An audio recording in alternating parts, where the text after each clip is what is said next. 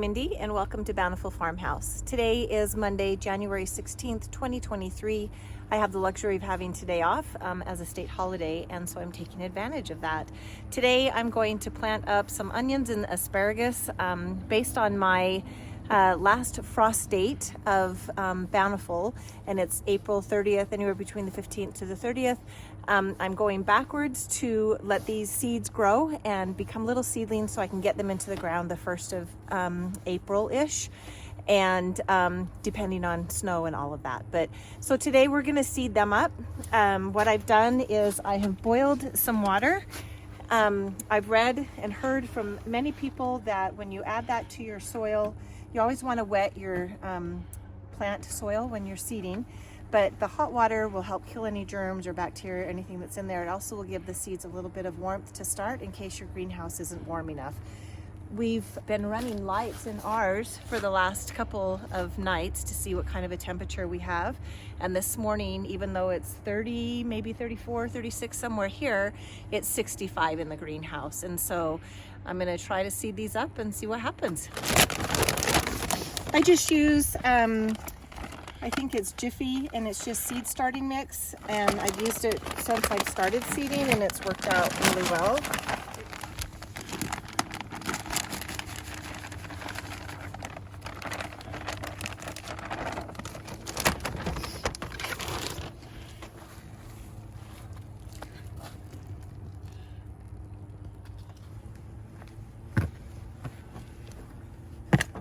I've added enough water, the hot water, be careful not to burn yourselves, but just enough that your soil is still fluffy. You want to be able to give those seeds ability for the roots to go down. You don't want it to be really packed inside your seed cells. So because I know that these onions are going to go out as small starts, I'm going to plant them once they have their first two true leaves, or what they're called. And you'll see that when your plants start to seed, they get these little tiny seeds and you get really, or leaves, and you get really excited, but those are gonna go yellow and die. You wanna wait until that next set comes up, and those are called their true leaves. And every plant has those. And that's when you know that they're ready to go out into your garden for the most part. Some are a little bit different because your tomatoes, you wanna get bigger, but for these, I just need little seedlings to go out into the garden. I've taken my seed packs and I broke one in half because I'm going to just do 36 of each type. I have 3 different types of onions. I'm going to lose my gloves because I like the feel of the dirt. I have red onions, some yellow, and a brown onion. And I use our onions for salsa, spaghetti sauce, just a lot of our canning. I'm not a big onion eater, but I do want to have some left to get through fall and winter for when we do different dishes and stuff. So I get my seeds from Baker Creek. I've had really good luck from them. You can order online. They have your growing season. They have every type of seed you could possibly want, from vegetables to fruits to all kinds of different varieties. It's fun to kind of play with a few different things. So anyway, these are the onions. So I'm going to do 36 of each. You want to start with a small package to begin with to give the roots time to grow but not to coil up. Once you get your true leaf, you can take these and transplant them into a bigger container. That's one thing I'm going to try this year with everything. I usually plant in a big container. I've done okay, but I don't know, thought I'd try something different and see if I can get healthier roots this year. There's no fabulous method to this. You just want to start getting those in, kind of pack it down so you know that the cell is getting what it needs. Okay, so I can tell that those aren't full, so I'm going to pack them down a little bit and then top them off again.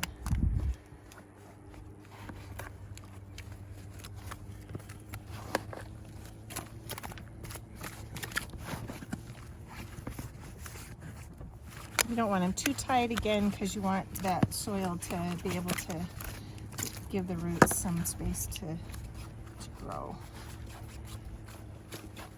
All right, so I have my cell packs full of their dirt and ready to go. I'm going to see what my depth is for each seed. 1/4 inch. Okay.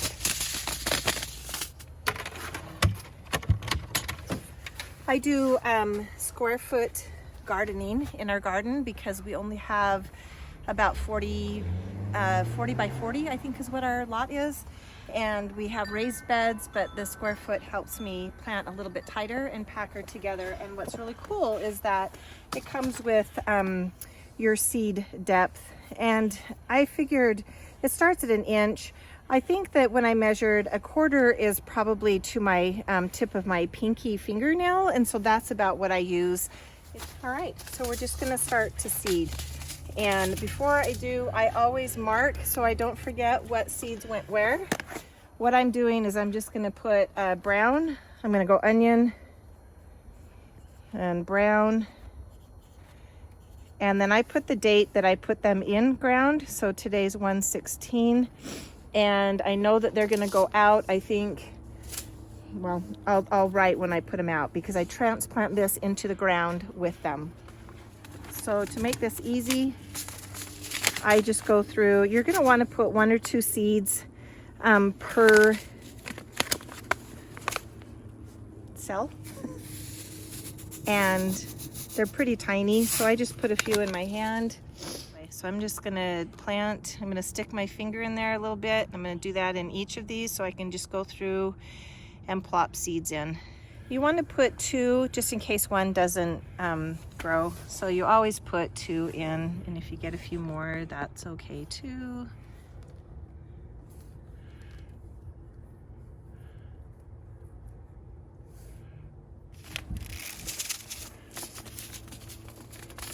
I made little boxes for my seeds just to, because I know how messy I am. So I went to Michael's, these were on discount. I labeled them all, sorted them by date of planting, different things that way, just so I can keep them organized a little bit. To finish this, you can just, whatever dirt you moved away, you just lightly put that back on top. So you're just barely covering those seeds back up.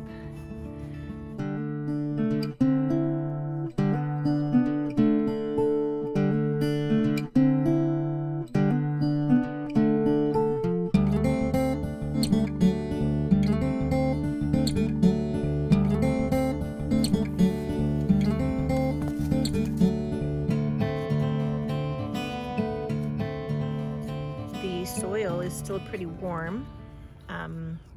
The mix that is in this seed starter helps to maintain that moisture and the warmth because seeds need warmth to grow. You can use like what we have set up, the greenhouse with the grow lights over the boxes. You can buy, depending on your climate, where if it's really, really cold, you might want to buy a mat that goes underneath your seeds. It's a grow mat. Before I take them in, I'm going to give them, this has been my saving grace with seeds. It's actually, I think it's meant to use for fertilizers and stuff, but I use it to spritz my seeds while they're in the greenhouse because then I'm not flooding them and hopefully washing, especially the ones that are topsoil seeded. So I just want to make sure I get a nice mist. There we go. And I'm just gonna lightly mist them again. Get that. And once I can see that that topsoil is drying, you don't want it to dry while they're sprouting. You want to always keep these wet. And so they're in a tray. They sit inside it. You can see it better here. They sit inside a tray. And I can dump water just into that tray. There's a hole at the bottom of each of these cells that they can absorb that water, but I also like to top water them as well while they're seeding. Once they get roots, then I can put water into the tray. And because it's cold, and this is the first year that we're doing outside, I'll probably mist them with warm water just to help create that humidity and keep the warmth inside the greenhouse going. So let's move them into the greenhouse.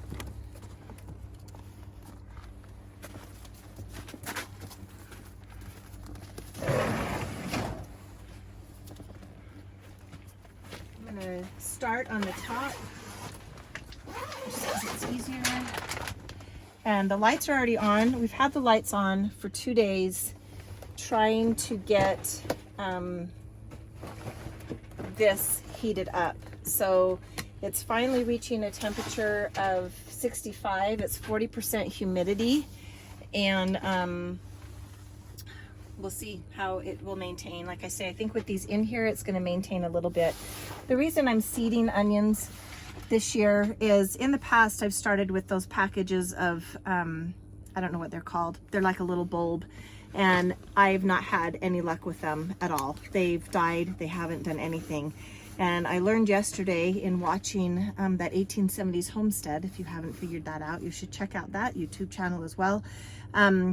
But she also had tried for 3 years to use those, and after talking with a few other homesteaders, they realized that the starts are better. You can buy starts at places. I don't know of anywhere here that has them, so I'm going to do seeds and see what happens. I like seeding. It's cheaper than buying an already started plant from a greenhouse or a landscaping or wherever you might go to get those, but I like seeding. There's just something very satisfying about it, and it's a lot less costly for us to do it that way. My first year with asparagus, I've been reading up. I used the Utah State University gardening extension because it's for here in Utah, and it gives me what will grow and where I need to grow it and all of that, so it's very helpful. Asparagus can get pretty wild, and so at first I was going to put it over in a bed with my hollyhocks that go along there, but I feel like it might go a little too much. It replicates itself from year to year, so it just keeps going and going and going. I think I might end up putting it in a less garden obstruction place and put it over along a wall that we have. I think it'll do fine over there. Once it's established, it doesn't need a lot of water, and so that would be a perfect place for it because we don't have water over there. And it would clean that area up a little bit. So it's experimental. It'll be fun to see over the years what we get from it. So I always like to try something new each year and see what becomes of it.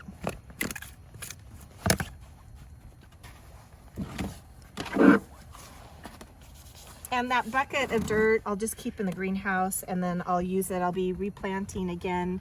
I'll be out here again in February to get peppers and stuff going, and then in March to get tomatoes and things. And so we'll just keep it, and I can just add more moisture to it. So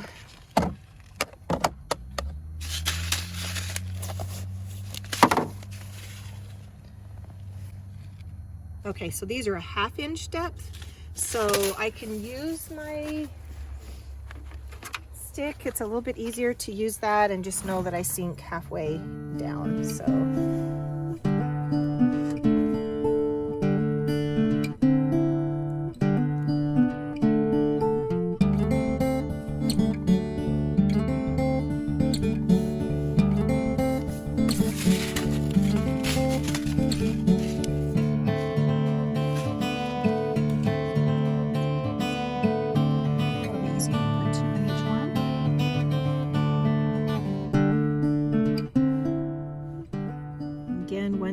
once you get that sprout going, you'll want to separate these out.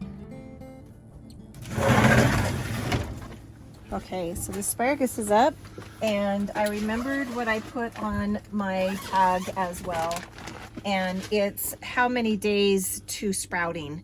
So the asparagus is 14 to 21, and the onions are 7 to 12. That way, if I come out in 14 or past 21 days, and I don't see any sprouts, I know that I've either seeded too deep and I'll wait for a little bit, or they're just not going to take.